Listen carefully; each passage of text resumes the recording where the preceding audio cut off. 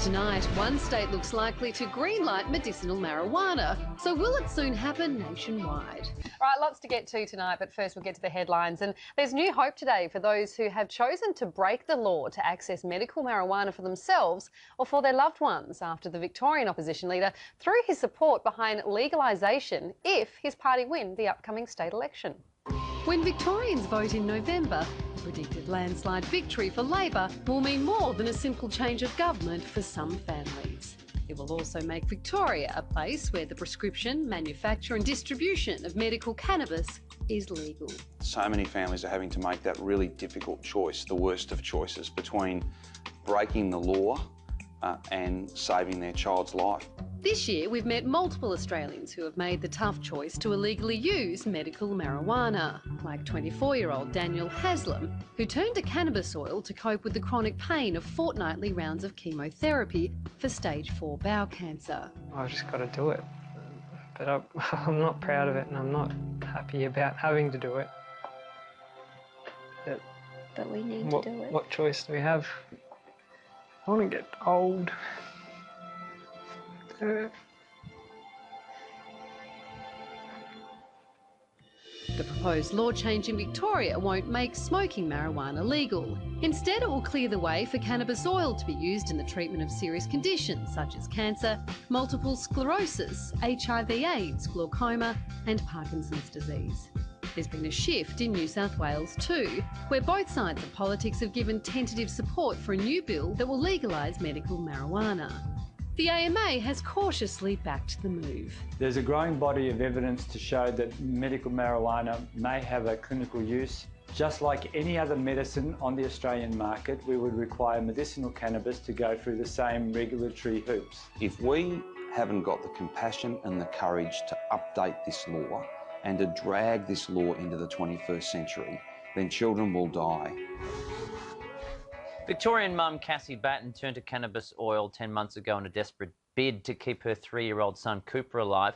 Cassie, how has cannabis oil helped Cooper? It has dramatically reduced his seizures. He's a lot more relaxed now. Developmentally, he's actually able to learn. He's now starting to sit, he's crawling, he eats and drinks orally. These were things that he couldn't do beforehand.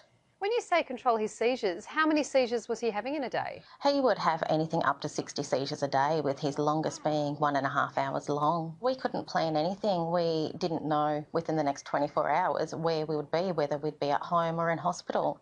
He was spending 95% of his time in hospital. Cassie, we understand you had a meeting with the Victorian opposition leader, Daniel Andrews, who probably will end up becoming Premier later this year.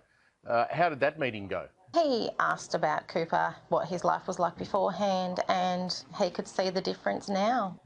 It went very well. We were excited to meet with him and to have him on board supporting this.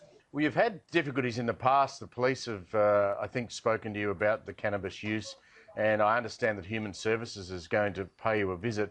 In the back of your mind, is there a thought that perhaps they could even take Cooper off you? There was initially. Now they've put those fears at ease. However, they are still investigating, both the police and Department of Human Services. Cassie, when you listen to talk back on the morning, you know, there were so many people this morning ringing up saying, you know, but what about the negative effects of cannabis and people using it wrong? I mean, what would you say to those people that sort of aren't in your situation? All I can do is, you know, our general response to that is we didn't have a future beforehand with Cooper. He didn't have a long-term outlook. And if that's what it takes, then that's what we have to live with in the future. But again, most of the psychoactive components are removed from this, so we shouldn't have the same side effects. Well, we wish you all the best with it, Cassie, and thanks for speaking to us. Thank you. It seemed like a very sensible thing to do. Doesn't it? Yeah, and the side effects, I don't think that's an issue. The big issue for lawmakers is, are they creating a precedent where they're going to legalise for some people the ability to use cannabis?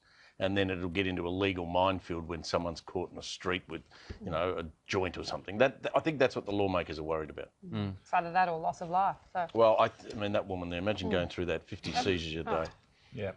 And Daniel Andrews' political opponent in Victoria is Geelong supporter and Victorian Premier Dennis Napthine.